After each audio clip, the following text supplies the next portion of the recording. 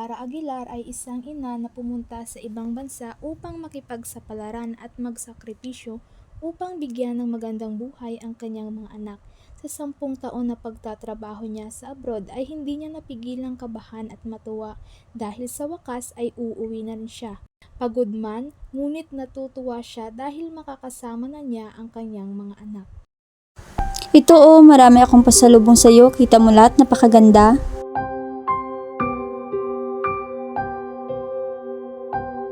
O diba, napakaganda. Dali, kiss mo si nanay.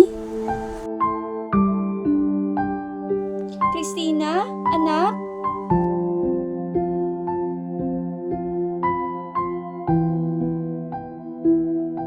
Anak, miss na kita. Kamusta anak? Sobrang miss na kita.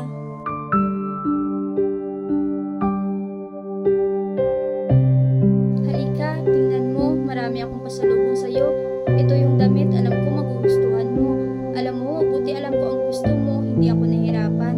Ito, bag alam kong gusto mo. Saka, binilan kita ng sapatos. Ilagay mo lang dyan, matutulog muna ako. Kahit naninibago si Clara sa pagkikitungo ng kanyang mga anak ay masaya pa rin siya dahil nakikita niya ang mga ito. Ngunit si Christina ay napariwara dahil sa pag-iiwan niya dito. Anak, kamusta ka na ba? Hanggang kailan ka ba dito?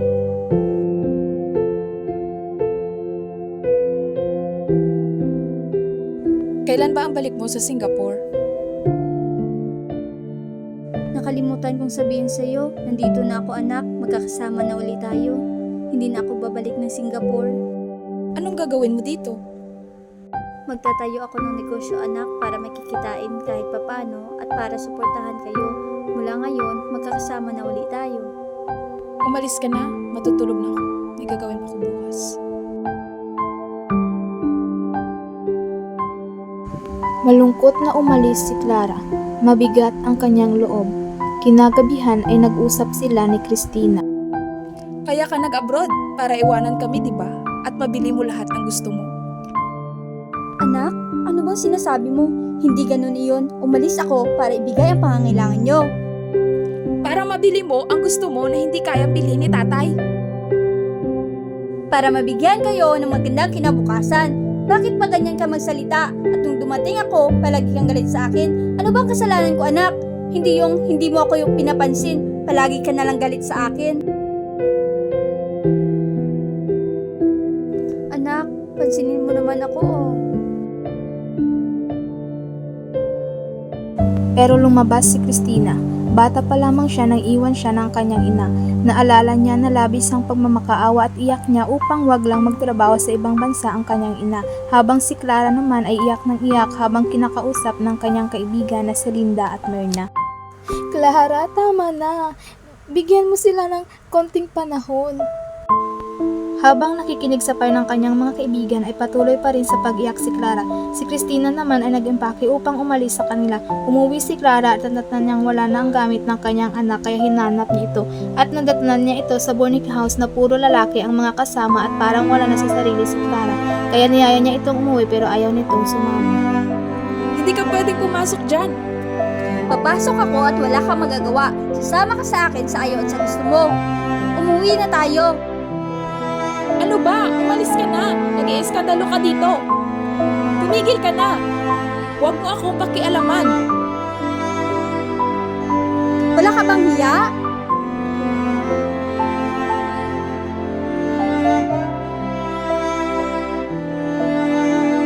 Akin na yan. Sasama ka sa akin. Akin na sabi yan. Sumusobra ka na. Kung may problema ka sa akin, sabihin mo. Hindi yung maglalayas ka. Wala kang respeto. Sinasabi ko sa'yo na hindi ako nagpapakahirap sa ibang bansa para lang maging ganito ang buhay mo. Tama na. Halika na. Ano ba? Bitawan mo ako. Sabi nga napabayaan mo ako eh. Talagang nag-iba ka na. Ako pa rin ang nanay mo. Kaya susundin mo ako. At kahit anong gawin mo, ako ang nagluwal sa'yo. Ah, pinipilit mo akong umuwi? Umuwi ka. Hindi ko kailangan ang mga ibinigay mo. Umuwi ka kung gusto mo. Christina, tama na. Ano bang ginagawa mo? Bitawan mo ako. Christina, tama na anak. Anak, tumigil ka na. Nagkagulo ang dalawang mag-ina at sa hindi inaasahan ay natulak ni Christina ang kanyang ina. Hindi naman makapaniwala si Clara at sobra siyang nasaktan sa nangyari. Iniisip niya na siguro kasalanan niya dahil hindi niya nagabayan ang kanyang anak kaya napariwara ito.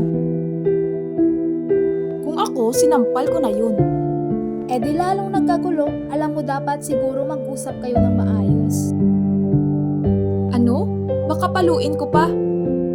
Tumigil ka, e di lalong nagpariwara yun. Bakit mo kasi hinahayaan mo ang anak mo? Ewan ko, mahal ko eh.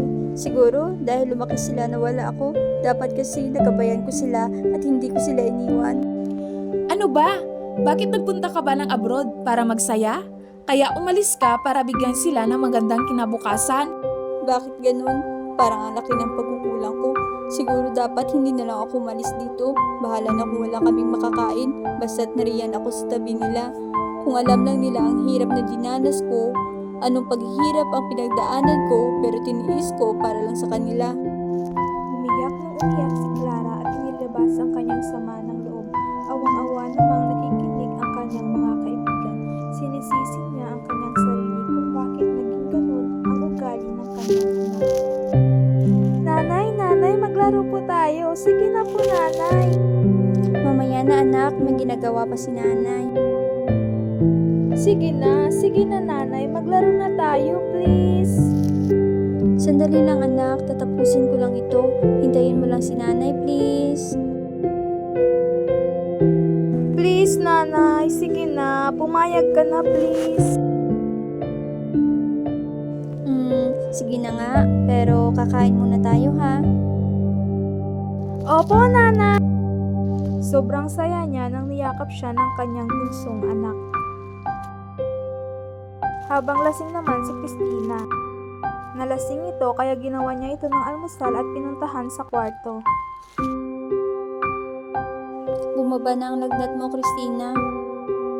Pwede bang bumalik ka na lang sa abroad?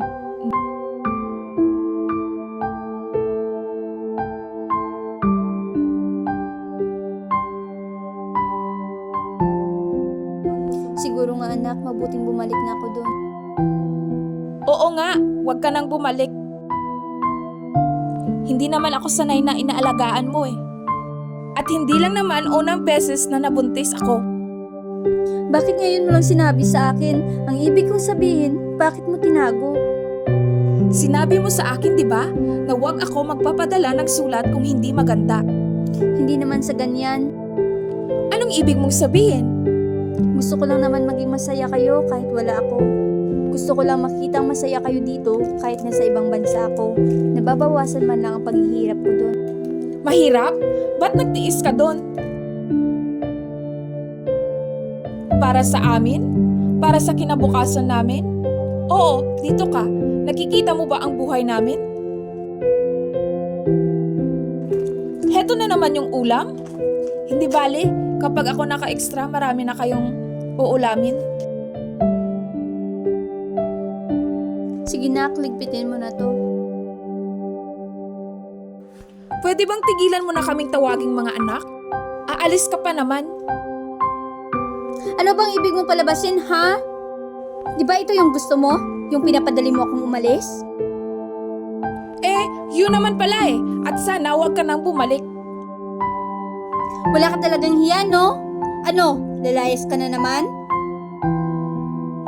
Talagang nalayas ako. Wala ka talagang respeto? Sige, umalis ka, layas. Sirain mo yung sarili mo, mapakalulong ka sa bisyo mo. Ikaw ang may kagagawan yan. Ikaw ang sumira ng buhay mo. Ang tigas talaga ng ulo mo. Wala ka talagang respeto.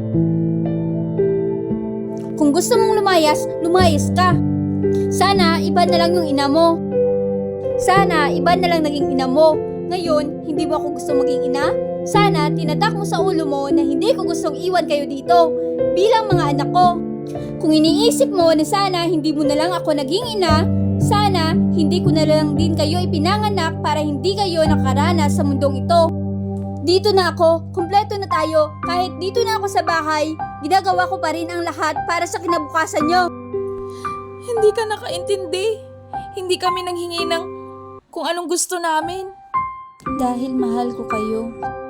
Sana maisip niyo man lang minsan ang paghihirap na tiniis ko sa inyo. Sana tuwing nagbibisyo ka, habang nagpapakasaya ka, waldas ng pera ko, iniisip mo rin kung anong hirap ang tiniis ko doon para lang mapadalhan kayo ng malaking pera. Sana habang mahimbing ang tulog mo sa kama mo, maisip mo rin ang ilang gabi na hindi ako makatulog dahil hindi ko kayo kasama. Sana maisip mo rin kung gaano kasakit sa akin na mag-alaga ng batang hindi ko naman kaano-ano habang ang mga anak ko ay hindi ko man lang maalagaan.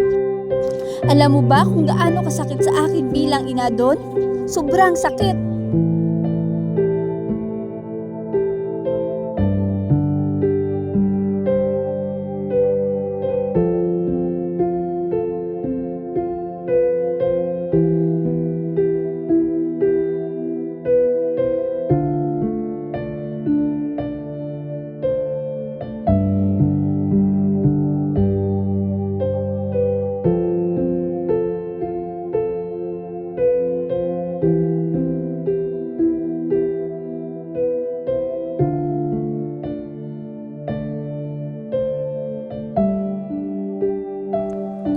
Sorry po.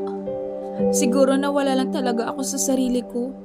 Kung ano ako, ang alam ko lang, lumaki ako na walang ina na nag-aalaga sa akin.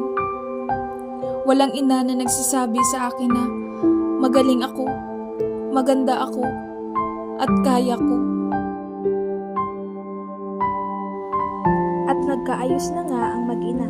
Kahit labag sa loob ni Clara ay pinili niyang bumalik sa ibang bansa upang suportahan ang kinabukasan ng kanyang mga anak. Nalulungkot siya dahil maiiwan niya uli ito.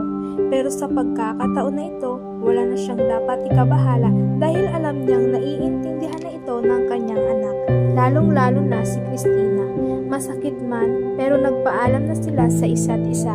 At alam na ni Christina ang paghihirap na ginawa ng kanyang ina upang bigyan siya o sila ng magandang kinabukasan. Habang papuntang ibang bansa, binasa ni Clara ang sulat ng kanyang anak.